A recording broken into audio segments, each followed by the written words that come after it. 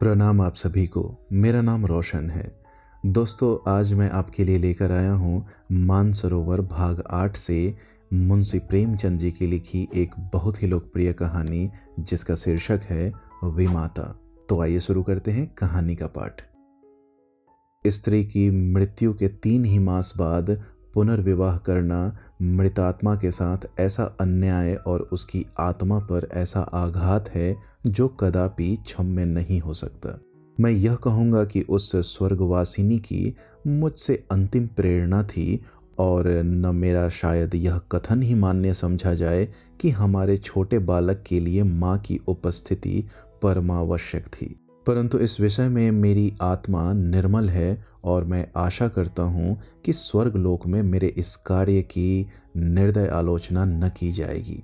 सारांश यह कि मैंने विवाह किया, और यद्यपि एक नवविवाहिता वधू को मातृत्व उपदेश बेसुरा राग था, पर मैंने पहले ही दिन अम्बा से कह दिया कि मैंने तुमसे केवल इस अभिप्राय से विवाह किया है कि तुम मेरे भोले बालक की माँ बनो और उसके हृदय से उसकी माँ की मृत्यु का शोक भुला दो। 2 मास व्यतीत हो गए। मैं संध्या समय मुन्नू को साथ लेकर वायु सेवन को जाया करता था। लौटते समय कतिपय मित्रों से भेंट भी कर लिया करता था। उन संगतों में मुन्नू श्यामा की भांति चहकता। वास्तव में इन संगतों से मेरा अभिप्राय मनोविनोद नहीं, केवल मुन्नू के असाधारण बुद्धि चमत्कार को प्रदर्शित करना था। मेरे मित्रगण जब मुन्नू को प्यार करते और उसकी विलक्षण बुद्धि की सराहना करते तो मेरा हृदय बांसों उछलने लगता था। एक दिन मैं मुन्नू के साथ बाबू ज्वाला सिंह के घर बैठा हुआ था। ये मेरे परम मित्र थे। मुझ में और उनमें कुछ भेदभाव न था। इसका अर्थ यह नहीं कि हम अपनी क्षुद्रताएं, अपने पारिवारिक कलहादि और अपनी आर्थिक कठिनाइयां बयान किया करते थे।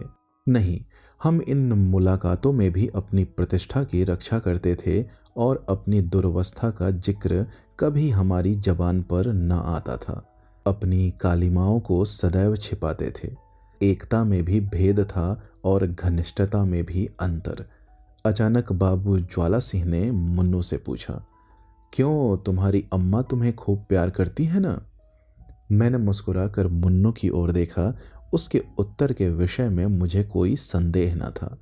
मैं भली भांति जानता था कि अम्मा उसे बहुत प्यार करती है। परंतु मेरे आश्चर्य का ठिकाना न रहा जब मुन्नू ने इस प्रश्न का उत्तर मुख से न देकर नेत्रों से दिया। उसके नेत्रों से आंसू की बूंदें टपकने लगी। मैं लज्जा से गड़ गया। इस अश्रुजल ने अम्बा के उस सुंदर चित्र को नष्ट भ्रष्ट कर दिया जो गत 2 मास से मैंने हृदय में अंकित कर रखा था। ज्वाला सिंह ने कुछ संशय की दृष्टि से देखा और पुनः मुन्नू से पूछा, क्यों रोते हो बेटा? मुन्नू बोला, रोता नहीं हूँ, आंखों में धुआं लग गया था। ज्वाला सिंह का विमाता की ममता पर संदेह करना स्वाभाविक बात थी, परंतु वास्तव में मुझे भी संदेह हो गया। अम्बा सहृदयता और स्नेह की वह देवी नहीं है जिसकी सराहना करते मेरी जिह्वा न थकती थी। वहां से उठा तो मेरा हृदय भरा हुआ था और लज्जा से माथा न उठता था। मैं घर की ओर चला तो मन में विचार करने लगा कि किस प्रकार अपने क्रोध को प्रकट करूं। क्यों न मुंह ढांक कर सो रहूं। अम्बा जब पूछे तो कठोरता से कह दूं कि सिर में पीड़ा है, मुझे तंग मत करो। भोजन के लिए उठाए तो झिरक कर उत्तर दूं, अम्बा अवश्य समझ जाएगी कि कोई बात मेरी इच्छा के प्रतिकूल है, मेरे पांव पकड़ने लगेगी। उस समय अपनी व्यंग्यपूर्ण बातों से उसका हृदय बेध डालूंगा। ऐसा रुलाऊंगा कि वह भी याद करे। पुनः विचार आया कि उसका हंसमुख चेहरा देखकर मैं अपने हृदय को वश में रख सकूंगा या नहीं। उसकी एक प्रेम पूर्ण दृष्टि, एक मीठी बात, एक रसीली चुटकी मेरी शिलातुल्य रुष्टता के टुकड़े टुकड़े कर सकती है। परंतु हृदय की इस निर्बलता पर मेरा मन झुंझला उठा। यह मेरी क्या दशा है? क्यों इतनी जल्दी मेरे चित्त की काया पलट हो गई? मुझे पूर्ण विश्वास था कि मैं इन मृदुल वाक्यों की आंधी और ललित कटाक्षों के बहाव में भी अचल रह सकता हूँ। और कहाँ अब यह दशा हो गई कि मुझ में साधारण झोंकों को भी सहन करने की सामर्थ्य नहीं। इन विचारों से हृदय में कुछ दृढ़ता आई, तिस पर भी क्रोध की लगाम पग पग पर ढीली होती चली जाती थी। अंत में मैंने हृदय को बहुत दबाया और बनावटी क्रोध का भाव धारण किया। ठान लिया कि चलते ही चलते एकदम से बरस पड़ूंगा। ऐसा न हो कि विलंब रूपी वायु इस क्रोध रूपी मेघ को उड़ा ले जाए। परंतु ज्यों ही घर पहुंचा, अम्बा ने दौड़कर मुन्नू को गोदी में ले लिया और प्यार से सने हुए कोमल स्वर से बोली, आज तुम इतनी देर तक कहाँ घूमते रहे? चलो देखो, मैंने तुम्हारे लिए कैसी अच्छी अच्छी फुलौड़ियाँ बनाई है। मेरा कृत्रिम क्रोध एक क्षण में उड़ गया। मैंने विचार किया, इस देवी पर क्रोध करना भारी अत्याचार है। मुन्नू अबोध बालक है, संभव है कि वह अपनी माँ का स्मरण कर रो पड़ा हो। अम्बा इसके लिए दोषी नहीं ठहराई जा सकती।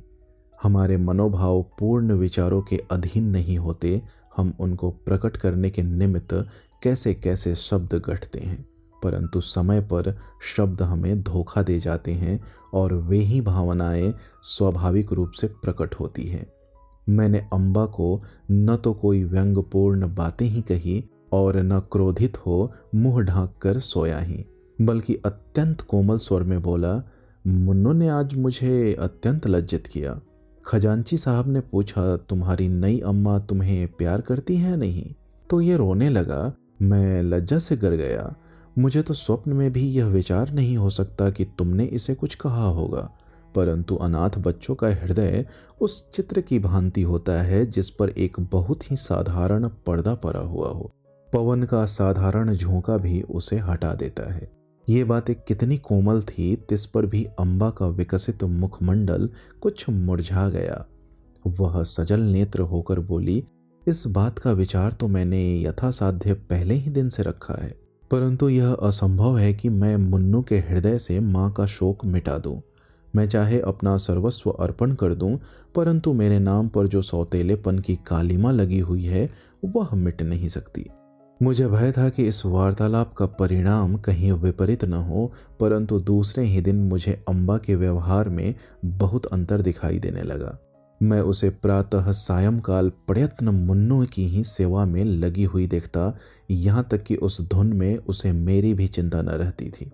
परंतु मैं ऐसा त्यागी न था कि अपने आराम को मुन्नू पर अर्पण कर देता। कभी कभी मुझे अम्बा की यह अश्रद्धा न भाती, परंतु मैं कभी भूल कर भी इसकी चर्चा न करता। एक दिन मैं अनियमित रूप से दफ्तर से कुछ पहले ही आ गया। क्या देखता हूँ कि मुन्नू द्वार पर भीतर की ओर मुंह किए खड़ा है। मुझे इस समय आंख मिचौनी खेलने की सूझी।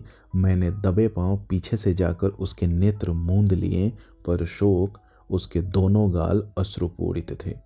मैंने तुरंत दोनों हाथ हटा लिए। ऐसा प्रतीत हुआ मानो सर्प ने डस लिया हो। हृदय पर एक चोट लगी। मुन्नू को गोद में लेकर बोला, मुन्नू क्यों रोते हो? यह कहते कहते मेरे नेत्र भी सजल हो आए। मुन्नू आंसू पी कर बोला, जी नहीं, रोता नहीं हूं। मैंने उसे हृदय से लगा लिया और कहा, अम्मा ने कुछ कहा तो नहीं? मुन्नू ने सिसकते हुए कहा, जी नहीं, मुझे वह बहुत प्यार करती हैं। मुझे विश्वास न हुआ। पूछा, वह प्यार करती तो तुम रोते क्यों? उस दिन खजांची के घर भी तुम रोए थे। तुम मुझसे छिपाते हो। कदाचित तुम्हारी अम्मा अवश्य तुमसे कुछ क्रुद्ध हुई हैं। मुन्नू ने मेरी ओर कातर दृष्टि से देखकर कहा, जी नहीं, वह मुझे प्यार करती है, इसी कारण मुझे बारंबार रोना आता है। मेरी अम्मा मुझे अत्यंत प्यार करती थी, वह मुझे छोड़कर चली गई। नई अम्मा उससे भी अधिक प्यार करती हैं, इसीलिए मुझे भय लगता है कि उसकी तरह यह भी मुझे छोड़कर न चली जाए। यह कहकर मुन्नू पुनः फूट फूट कर रोने लगा। मैं भी रो पड़ा।